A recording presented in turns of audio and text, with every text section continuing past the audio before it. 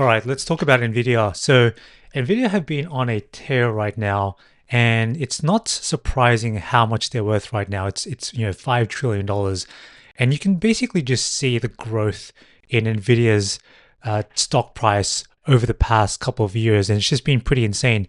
But I would say that Nvidia have a bit of a problem at the moment. Now, the company is sitting on a bit of a double-edged sword because for the last decade, Nvidia has basically built a fortress around the AI industry, basically through its chips and software ecosystem called CUDA. And most people think that their dominance is about the hardware, which in many cases is very, very true. But it's actually more about the code that runs on these chips, actually, which has made them the juggernaut that they are today. But at the same time, Nvidia have also become public enemy number one. This puts a huge target on their back. And it means a lot of other players are seeking to sort of dethrone them. And this is exactly what's happening right now. Because right now, Google and Meta are joining forces to take on Nvidia. And now this is obviously there's a big story behind this, and most people don't realize why this is so important. But this is all comes down to Google's TPUs. TPUs have been getting all the rage over the past couple of months, and what Google are doing right now with Meta is building a new type of software ecosystem that is going to go against Nvidia's CUDA software framework. So let's dig into this a little bit deeper, right? So what's actually happening? So this is the quick summary on what's happening between Google and Meta. So Google's TorchTPU, which they're developing, aims to enhance TPU compatibility with PyTorch. Google seeks to help AI developers reduce reliance on NVIDIA's CUDA ecosystem, and TorchTPU, this sort of new library that I mentioned, their initiative is part of Google's plan to attract more AI chip customers. Okay, so those are the headlines. Let's understand exactly what's happening behind the scenes. So here's the big question. Why would Meta help one of its biggest rivals like Google to sell their own hardware called TPUs or tensor processing units that sort of go against the competitive nature of these types of companies? So it basically speaks true to how big the pull for AI compute is right now and what the market size actually looks like to basically just to go head on with a company like Nvidia. So let's sort of go behind the scenes and understand a little bit more about what these tensor processing units are, why it's so important, what TorchTPU actually is. But before we get into it, if you like the content, subscribe, like, and you get access to more of this content as well. So let's dive into it. So now, you see, the problem is that for years, if you wanted to build a serious AI model, you had to sort of buy NVIDIA hardware. It wasn't just because their chips were fast, which they were. It was also because the software everyone uses, which is called PyTorch, was built to run specifically on NVIDIA's software platform called CUDA. And CUDA stands for the Compute Unified Device Architecture. This basically created a situation where developers were essentially stuck, right? They couldn't move from platform to platform. They couldn't move from an NVIDIA chip to an AMD chip because they were so stuck within that sort of NVIDIA CUDA ecosystem, which is a brilliant business strategy, by the way, if you're an Nvidia and you want to lock people in. I mean, it's a classic go-to-market strategy for these types of tech companies. And so the result of that is that Nvidia obviously has become this dominant behemoth in the AI industry. And now that's going to invite a lot of competition from the likes of Google and Meta. So now the idea of building TorchTPU is sort of this first real attempt to remove that friction, right? It's basically a challenge to the software advantage of NVIDIA by providing a way out so others can build AI on top of TPUs, which is the sort of Google equivalent of GPUs. They're very different, and I'll get into a bit more about the differences between the two. But for now, sort of just understand that TorchTPU is sort of this new software framework being developed in tandem between Meta and Google. Now, to better understand this move, you also have to understand what PyTorch actually is, right? And it's basically a software library. At its core, it's just a software library that you can use to develop AI applications, research, product development, models. Those types of use cases are built mostly on PyTorch nowadays. Now, the backstory of PyTorch was that it goes back to Meta or Facebook back in the days. It was released in 2016, and it was just a means for Meta to better be able to develop in-house AI models very, very well. And this soon took off. It began to be used in a lot of their products like Instagram and Facebook. And basically the idea of PyTorch was to create an easy way to develop computer vision models, natural language processing, content ranking, recommendations, all of these features, as you well know, are already baked into these types of products, right? So all the things you're seeing on your feed are really powered by PyTorch at the end of the day. And because PyTorch became so popular, Nvidia decided, hey, why don't we include PyTorch as part of our CUDA ecosystem? And that was a really important move because Nvidia's CUDA software, even though it's very powerful, it was also quite challenging to use in many cases. Not everyone programs in C and C++. It's a very low level programming language, as well as it's very fast, very low level, bare metal, but it also incorporates a lot of memory issues. It's not as safe as Python, for example. It's not as easy to use. So basically PyTorch became the gateway to NVIDIA's GPUs because everyone was using Python. It was a super popular language, and everyone then wanted to access NVIDIA's GPUs through the CUDA ecosystem. And that's exactly why PyTorch became so popular. It opened the floodgates to sort of the AI world, where NVIDIA now was able to create these really specific bindings between PyTorch and its CUDA ecosystem, and then be able to give it free reign access to NVIDIA's core GPUs. So right here, as I said, right, Python as of 2024, and I think 2025 as well, is the most popular programming language as of date. Now, what most people don't realize is that Google actually had these TPUs, these tensor processing units, for a long time now. I think the first one was announced in 2016. Actually, coincidentally, the same year that PyTorch was released as well. But TPUs are interesting because they were used in-house by Google. They were used solely for Google purposes, for Google products. It was never intended to be released for the main public, just because they had their own nuances, they had their own infrastructure to deal with. And in conjunction with that, they built TensorFlow. And you can think TensorFlow as sort of a counterpart to CUDA, right? CUDA was for Nvidia GPUs, TensorFlow was for Google TPUs. But the problem with TensorFlow is that it was very challenging to use, even though it was very much written in Python and was very geared for the Python community. I think everyone at that point was very much baked into PyTorch at that point in time. It was very easy to use, as I mentioned. So with TensorFlow, it was much more challenging. TPUs also wasn't that widely available as much as GPUs. And so a lot of devs just didn't find it satisfying, or they didn't find it easy to use TensorFlow for the limited availabilities of TPUs, especially when they were specifically locked into Google Cloud, that you could only build on top of TPUs if you were with GCP, for example. And that's why everyone just continued to gravitate towards PyTorch.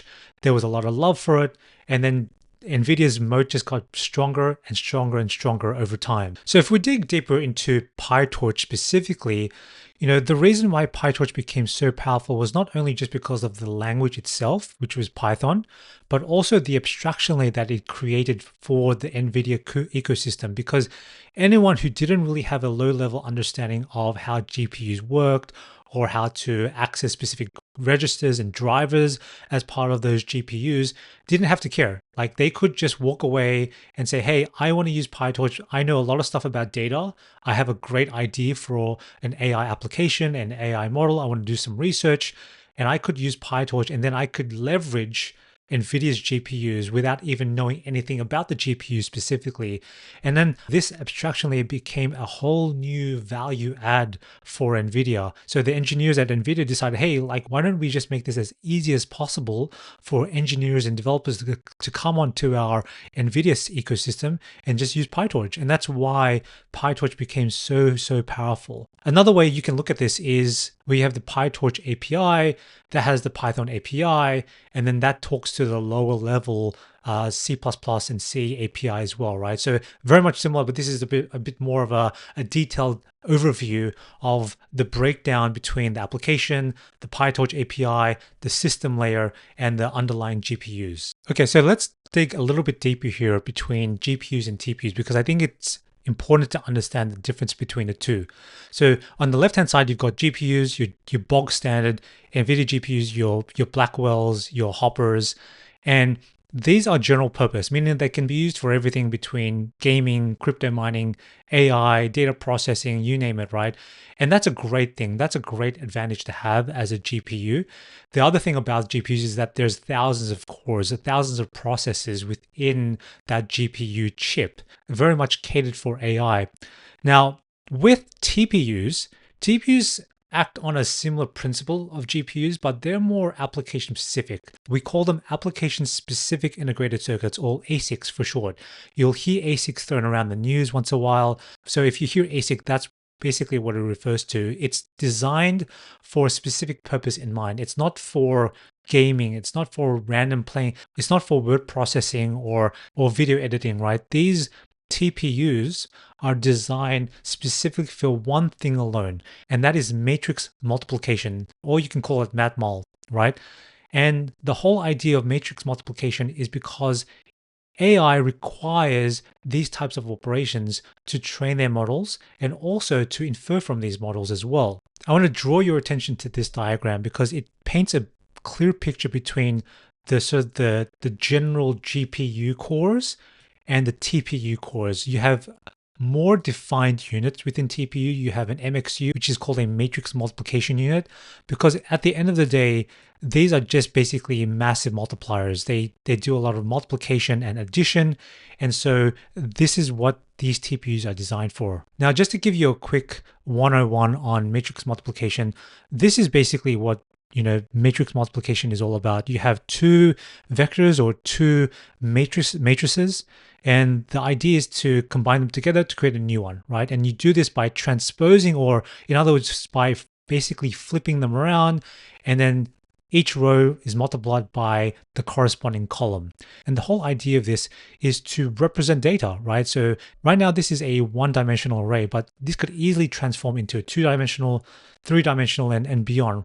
And this data can represent anything, basically. It can represent images, it can represent audio, text, video. And so right now, this is sort of the very, very basic multiplication. But you can imagine if you were to scale this out to hundreds of thousands of cores, and if you're building a model like ChatGPT, for example, or you're trying to do advanced machine learning processes on data and computer vision, this is what it'll look like. The arrays are much larger. The dimensions, there are more dimensions, obviously, and it's much faster as well. So all of these cores of that GPU or TPU are working together to create and multiply all of these matrices together. So the question is like, why? Like, as I mentioned before, why is matmul so important? Because you can imagine training a book, right? So that's your input vector. Imagine there's 500 pages and you want to train and understand what is that book about.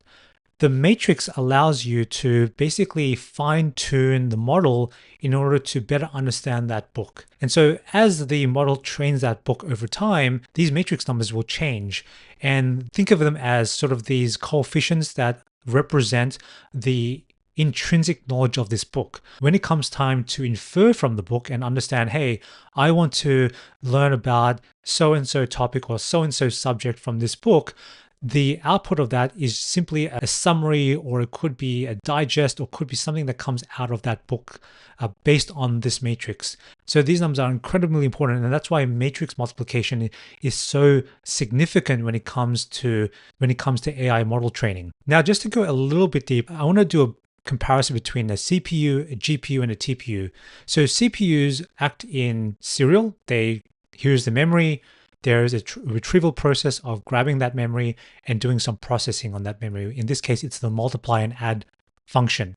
And then you can see that there's a continuous sort of like retrieval process from memory, process, memory, process, right? And this is what a CPU does. This is what your laptop is doing right now, what your phone is doing right now, but it does it very, very fast. GPUs take the notion of the CPU, but then spread it across thousands and thousands of cores. So you've got all of these operations happening in parallel, right? That's why GPUs are so powerful, because it takes a task, it breaks it up, and it goes ahead and allocates that task to different cores, and it does the same thing: retrieval, process, store. Retrieval, process, store. TPUs, on the other hand, are slightly different in the sense that, yes, there is definitely thousands of cores in play, but what they do different to GPUs is that they get the image out of memory once, right? So I want you to understand that it's only done once, because this operation here, it takes time. There's a cost associated with retrieving the information from memory, processing it, and storing it into memory. And it's the same thing with GPUs: retrieval from memory, processing, storing it back into memory. TPUs, on the other hand, retrieve it once and then process it in cascade. So all of these little multipliers here, multiply and add, are then cascaded all along with each other. It's called an array, a systolic array. And the reason why it's called a systolic array, it very much acts like sort of the blood flow through the heart. So you've got sort of this stream of data coming through these multiply and add processes that work on that data. And the great thing about TPUs is that it's used specifically only for matmul operations. And this is exactly what AI is dependent on right now. Now I actually want to walk with you through what's happening with TorchTPU, because I think it's something significant that we should be paying attention to. First and foremost, we need to understand that Google and Meta are big tech giant companies. They all have their own core products. Google has search, maps, Google devices like Google Home, GCP, Workspace, Gmail. Meta has Facebook, Instagram, they have their Meta sunglasses, WhatsApp. And so they want to make sure that those products are generating revenue. Similarly, both companies also have their own frontier models. Google has Gemini, Meta has Llama. And so Google are now thinking, okay, how do we monetize our TPUs and how do we give better access to the AI market, our processors, so they don't have to rely on Nvidia? Meta are sort of thinking on the same lines. Hey, we've developed PyTorch. It looks to be doing really well. It has this strong community. Why don't we change this up so that we can create a new version of PyTorch that works well with TPUs? Because everyone for a long time has been relying on Nvidia GPUs. Why don't we make a new version of PyTorch that works really well with TPUs? That gives Google access to a new market of AI customers that they want to sell to. But Meta then can leverage the partnership with Google, perhaps with better savings, better efficiency and performance, by training the Llama models on these TPUs, which they can then continue to compete with the likes of OpenAI, Google themselves perhaps, even XAI and many other frontier firms as well. And then ultimately, over time, these improved models like Gemini and Llama can reintegrate themselves back into the ecosystem of products that they're offering. So it makes the whole experience that much better for everyone, more revenue, more profit, and the sort of the flywheel effect continues. So I think this is exactly why Google and Meta is so gung-ho on trying to take market share away from Nvidia.